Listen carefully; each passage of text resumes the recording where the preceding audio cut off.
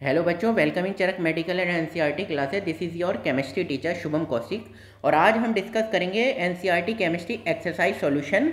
Chapter है chemical bonding.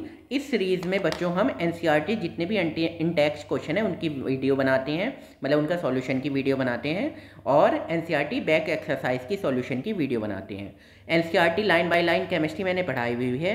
तो basically ये जो चैनल है आपके उन बच्चों के लिए है जो एनसीईआरटी को फोकस कर रहे हैं। एनसीईआरटी को फोकस करने का मतलब ये है कि नीट में या सीबीएसई के लिए या आईआईटी जे मेंस के लिए एक अच्छे मार्क्स आप ला सकते हैं केवल एनसीईआरटी से, एनसीईआरटी एक्सरसाइज से और NCERT in-text question solution proper करने से।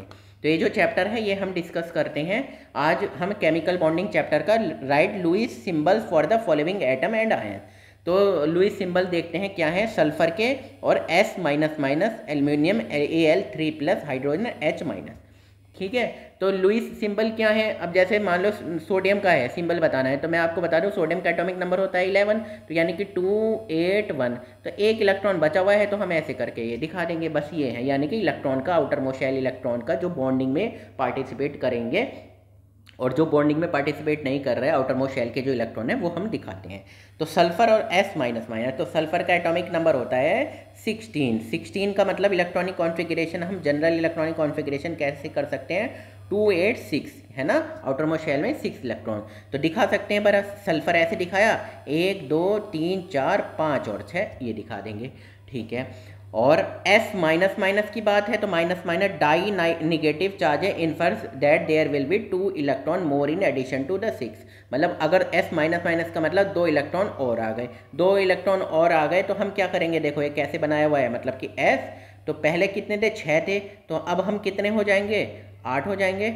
ये 8 हो गए। अब लेकिन 8 हो गए तो 2 इलेक्ट्रॉन तो बाहर से उधार लिए हैं ना, तो हम 2 इलेक्ट्रॉन इस तरह से दिखा सकते हैं।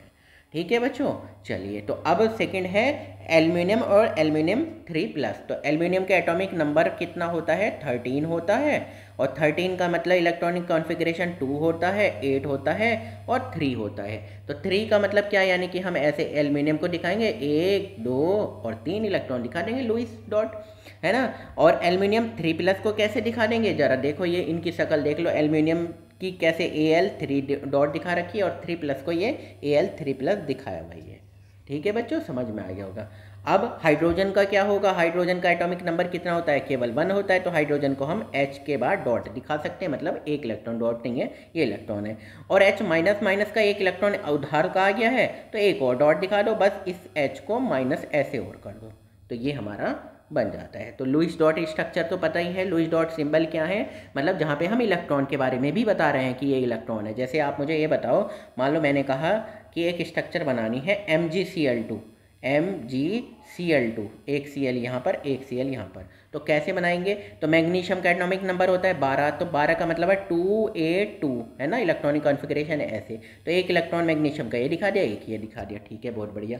अब क्लोरीन का कैसे होता है, क्लोरीन का एटॉमिक नंबर होता है, मैंने बताया था 17, तो 17 का मतलब क्या है, 287, 2 8 7 17 ऐसे ही तो बनता है। तो हमने क्लोरीन के इलेक्ट्रॉन को ऐसे दिखा दिए, 1 2 3 4 5 6, एक इलेक्ट्रॉन ये दिखा दिया।